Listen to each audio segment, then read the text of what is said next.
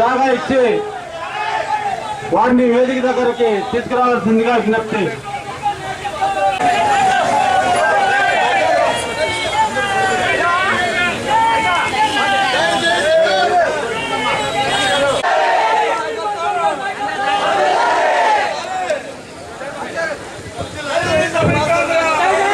ఇప్పుడు దయచేసి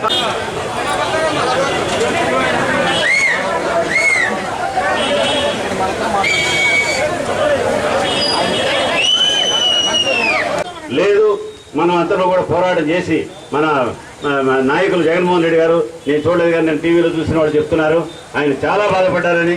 నేను చెంచల్ కూడా జైల్లో ఉన్నప్పుడు కూడా నేను ఇంత బాధపడ్డా. మరి ఈయన రెండు కళ్ళ సిద్ధాంతం, రెండు నేలకల సిద్ధాంతం, ఈ తెలుగు జాతిని, ఈ సీమాంధ్ర ప్రజల్ని ఏమి చేయాలి అని చెప్పేసి చంద్రబాబు నాయుడు గారు ఈ రోజు మిమ్మల్ని ప్రశ్నిస్తా ఉన్నారు ప్రజానికం మొత్తం. మరి సమైక్యాన్ని కోరుకునేటువంటి నాయకులు ప్రజలు కూడా తెలంగాణలో ఉన్నారు.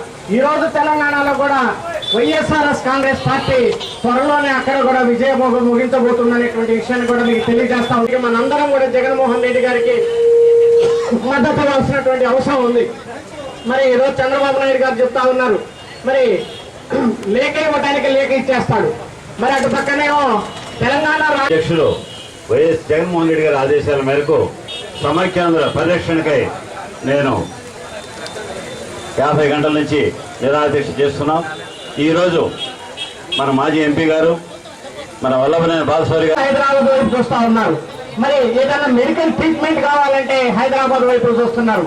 అందరూ కలిసి నిర్మించుకున్నటువంటి ఒక మహానగరాన్ని, ఈ మహానగరంలో ఉండటానికి మీరు అర్హులు కాదు, మీరు వెళ్ళిపోండి అని చెప్పేసి మనల్ని తరిమేసేటువంటి పరిస్థితి చేసి మన యొక్క ఐక్యతను చాటుకుందామని చెప్పేసి సందర్భంగా మీ అందరికీ తెలియజేసుకుంటూ, మరి నిరాహార దీక్ష చేసినటువంటి మిత్రులందరినీ కూడా మరి ఒకసారి అభినందిస్తూ, అందరం చెయ్యి కలపాలి, జగన్మోహన్ రెడ్డి గారి ముఖ్యమంత్రిని చేయాలి, సమైక్యాంధ్ర కోసం పోరాడాలి, ఈ రాష్ట్రం ఎవరైనా ఆపాలి అని చెప్పేసి సందర్భంగా మీ అందరికీ తెలియజేసుకుంటూ సెలవు చేసుకుంటున్నాను.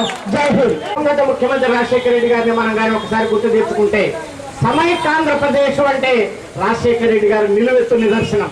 ఆయన ఉన్నప్పుడు ఎవరైనా ఒక చీమ ఎత్తు ప్రయత్నం చేయలేకపోయారు.